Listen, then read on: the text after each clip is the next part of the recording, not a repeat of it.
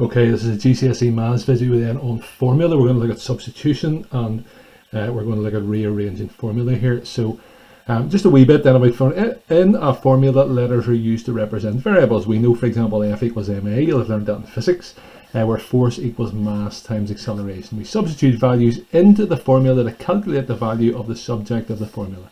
Example 1, the stopping distance of a vehicle can be calculated using the formula d equals s squared plus 20s divided by 60, where s is the speed of the car in miles per hour and d is the stopping distance. How many meters will it take the car to stop? So that's d we're looking for if it is travelling at 60 miles per hour, so that's s. What we need to do is go through this, and any time we see an s, we need to exchange it for a 60 and then work out what it's going to be. So let's do that.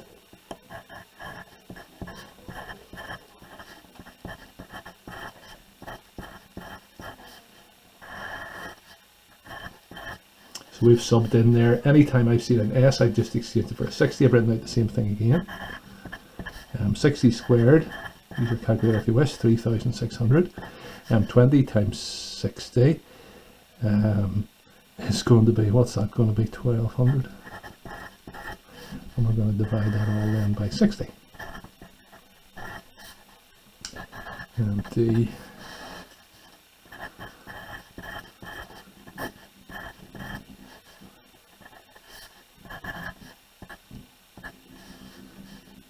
cancel that with that, that's okay, and divide that by that.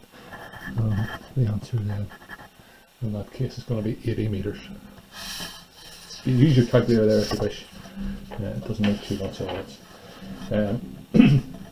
Next bit then, you should be able to change the subject to a formula, and plenty of examples to run through here, so we'll just run through one at a time and see if we get on. Subject of a formula is the variable which is written in terms of the other variables. It is a letter which is on its own on the left hand side of the equal sign. Make p the subject of the formula.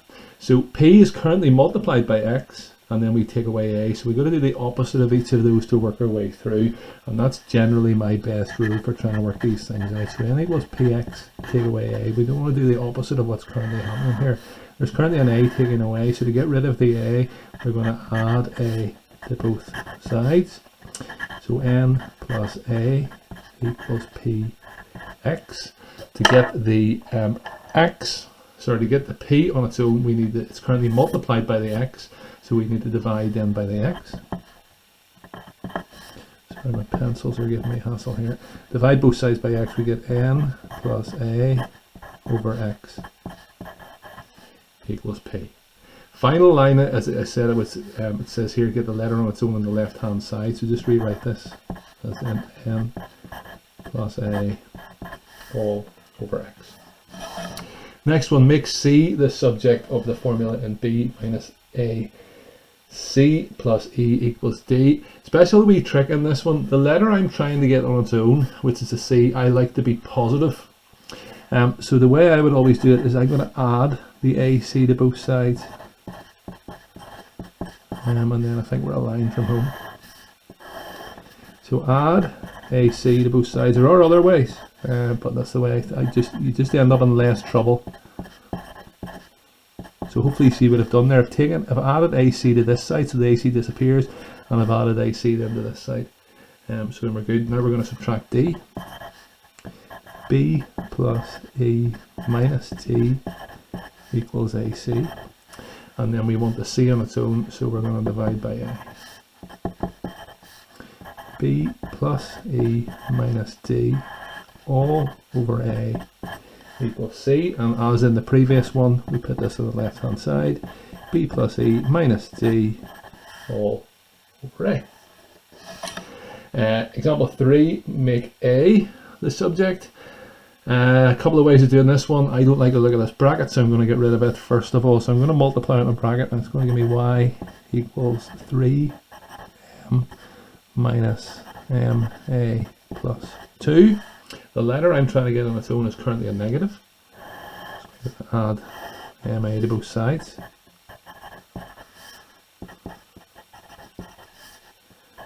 Ma plus y equals 3m plus 2.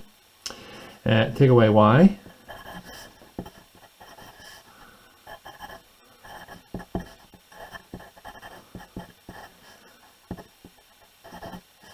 and then I'm going to divide by m.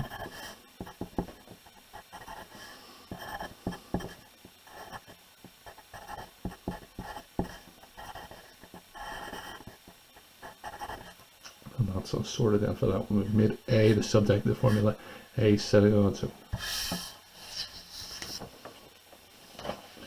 Next example, make X the subject of the formula here. So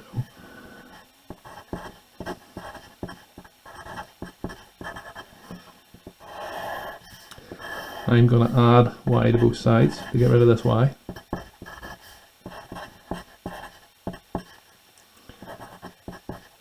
And next, we currently have X divided by 2. So as always, we want to do the opposite to that. So we're going to multiply everything by 2.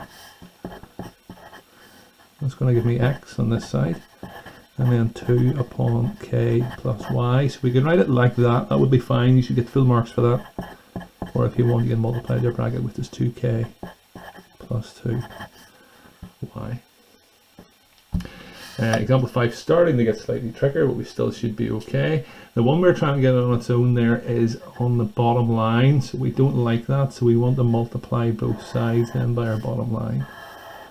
So we're going to multiply both sides by x minus b. So we have a upon x minus b equals 2c. And a couple of ways you can proceed from here, but I want to get rid of that a. You could multiply the bracket and then get rid of it. That's fine, but in this case I'm actually going to divide by a. X minus b equals 2c over a. And then we're one line from home here. We just want to add b to both sides. So if we add b to both sides, we're going to get x equals 2c over a plus b. Other option here, as I said, we could have multiplied out your bracket there, that would be fine. Then take away the ab and you can work it out then from there. You should vaguely get, it will be the same mathematical answer, but it just mightn't look quite like that. Make x the subject of the following formula. So we currently have a thing in a square root sign, so we want to square everything. If we square everything, we're going to get x plus a, because that's that side squared, equals b squared.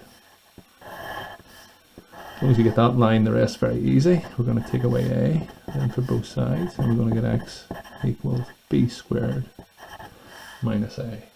That's what's done for that one.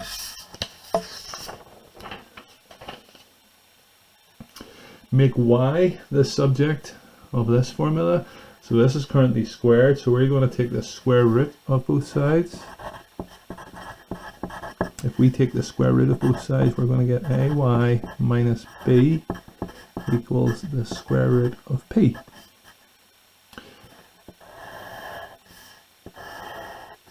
I'm going to add b to both sides. Again, the story is you want to get everything around the y away, so we're going to get rid of the b first of all, so we add b to both sides.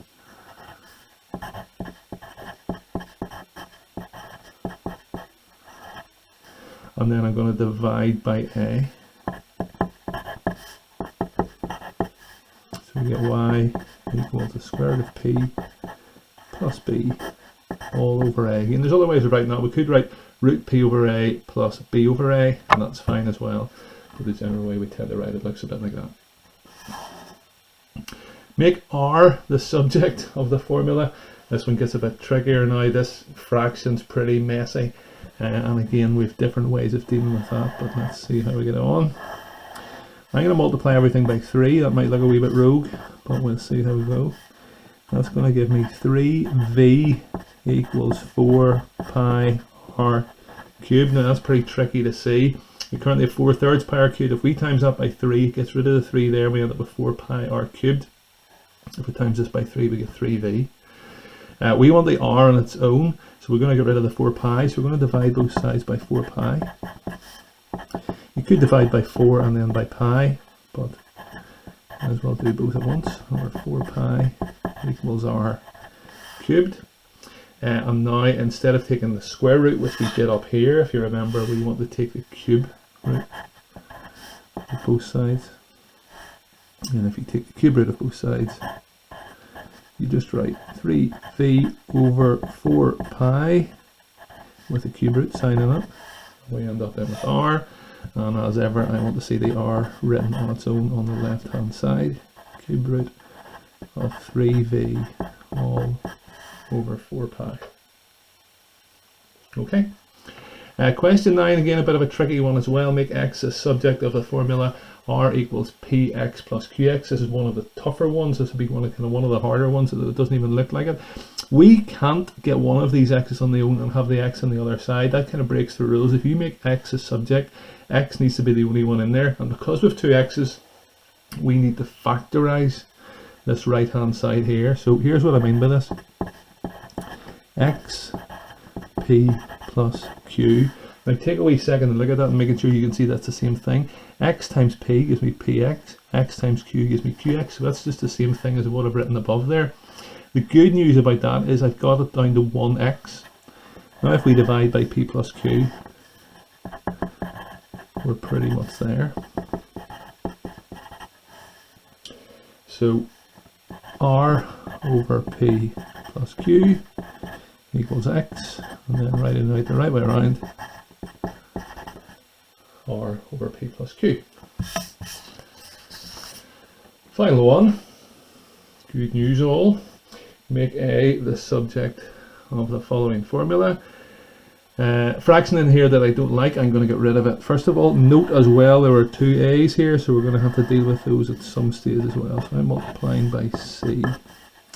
So c upon a plus x equals a plus b. Again, don't just take my word for it. See what I've done there. I've times this by c, so the c's disappeared at the bottom on the right hand side, and then I'm timesing this by c.